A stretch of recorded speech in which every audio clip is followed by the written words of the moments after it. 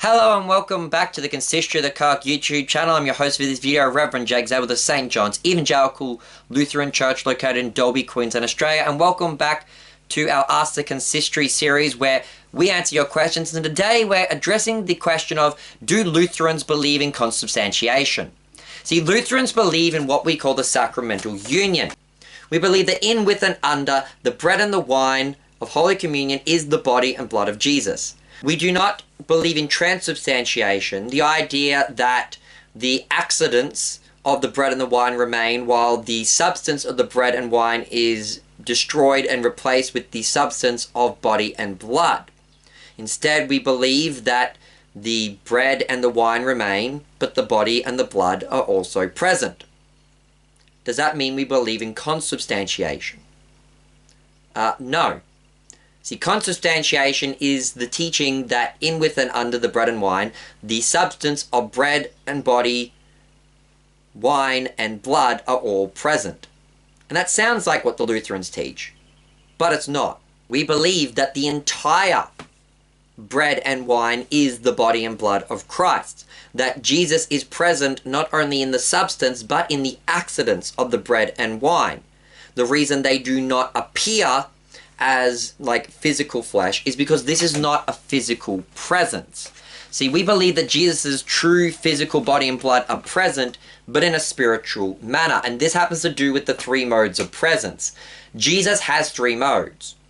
The third mode, which we're just going to not bother about today, is his omnipresence, that Jesus fills all things. But there is his first presence, that is local, tangible physical presence, that when Jesus walked around on earth, he took up space and matter. And then also his spiritual, intangible, sacramental presence, in which Jesus can be locally present, but not taking up space and matter. So the difference between the second and the third modes is general versus specific. In his omnipresence, he fills all things. In his second or sacramental mode of presence, he is specifically locally present in this location, though he is present in a spiritual manner, not taking up space or matter. So, easy way to explain this is the concept of physical elements that take up space and matter. So you got like solids, liquids, gases. They are physical molecules that take up space and matter. They are physical molecules, so they're matter, and they take up space. You know, my hands push against each other. If I poured water on, that would push off. And even the air is being moved around. And air pressure can even create force and push. And if you can actually feel it push you. But when it comes to energies like heat, they do not take up space and matter, even though they are present. If I rub my hands together, heat is present, but there is no heat molecules on my hand. It's not like I rub and then I'm building up heat molecules and you get all these heat molecules taking up space. No, the heat is there in, with, and through the space and matter of, you know, the air molecules and the physical hand molecules. So, Jesus' presence in Holy Communion is more like that. He's not physically present. He is spiritually present, not in the mere spiritual presence by faith that John Calvin taught, but he is present in this intangible way. And he takes up the entire bread and wine, both substance and accidents.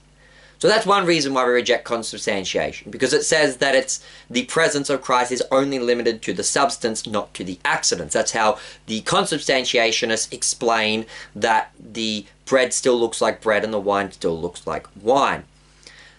The other problem is that consubstantiation is like the monophysite version of Holy Communion. See, the Lutherans in the formula taught that we follow the rule of the early church fathers who compared the sacramental union to the two natures of Christ. So John Calvin, who was an historian in regards to the two natures, treats communion the same way, teaching that the body and blood of Jesus are separate from the bread and the wine completely, so that the bread and the wine is here and the body and blood of Jesus is up at the right hand of the Father.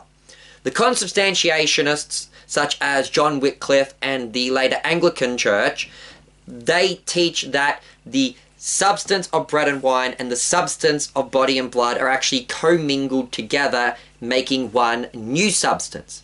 They therefore then teach that anything you do to these consecrated elements happens to both the bread and the body, in a way that it happens to both. And this then is interesting because this is why it's then important to understand how the two natures work. See, as Lutherans, we believe that there is this hypostatic union between the two natures of Christ, and with that comes the communion of attributes. So that within the personal union of Christ, whatever happens to the person happens to both natures. So that when we say Jesus died, he died as both man and God. So we can say God died. As Paul teaches in the book of Acts, we can speak of the blood of God. However, we are not monophysites. We do not mingle the two natures together. Instead, we keep the two natures distinct so that they each retain their own attributes and they do not inherit the attributes of the other nature. So while there is this communion and communication of attributes so that God can die and man can be omnipresent, the human nature does not become omnipresent in a physical matter, so that Jesus's body is physically, tangibly, spatially present in physical molecules and space and time everywhere in the universe, in which his body would be ripped asunder, as the formula talks about. Likewise, even though God dies, the divine nature is not slain and loses its immortality. So through the union, God can die, but the divine nature is not changed, nor does it lose its attributes so that it is actually slain and becomes mortal. The same way of understanding can be applied to Holy Communion. When we eat the body and blood of Jesus, we do so in a way that the bread is his body and the wine is his blood, yet the bread does not lose its attributes and the body and blood of Jesus do not lose their attributes, so that we do not physically eat the body and blood of Jesus in the same way as if we grabbed the arm of Jesus and just bit a chunk off. Nor are the body and blood consumed in the same way that we consume the bread and the wine. Thus, while we may chew, swallow, digest, and excrete the bread and the wine, we do not do so with the body and blood of Jesus. And so that's one of the reasons we reject consubstantiation. Because the substances are commingled together, you can't make that distinction. Therefore, whether they like it or not, they hold to a Carpanaic cannibalistic eating because they teach that what you do to the bread, you do to the body. Therefore, if you digest the bread, you digest the body. If you excrete the bread, you excrete the body. That is what consubstantiation teaches because of this commingling of the two substances. But since we Lutherans, we teach that there is a union of the substance but a distinction of the substance, we can consume the body and blood of Jesus but not in the same way that we consume the bread and the wine. So I hope that helps explain why Lutherans reject consubstantiation and why we prefer to teach sacramental union.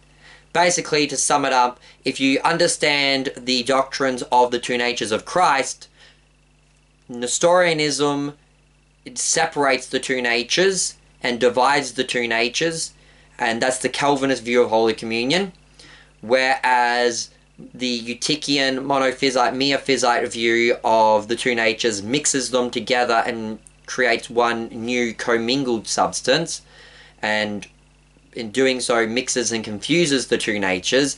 And basically consubstantiation is the monophysite version of Holy Communion. We Lutherans hold to the Neo-Chalcedonian view of the two natures of Christ as explained by John of Damascus, and basically we treat the communion of the elements of bread and wine to the body and blood of Jesus in the same way when it comes to Holy Communion. So the bread and the body are united in such a way that they are not to be separated nor divided, but they are distinct in such a way that they are not to be mixed together, commingled, or confused. So I hope that answers the question. I've been your host, Reverend Jake Zabel. Goodbye, and God bless.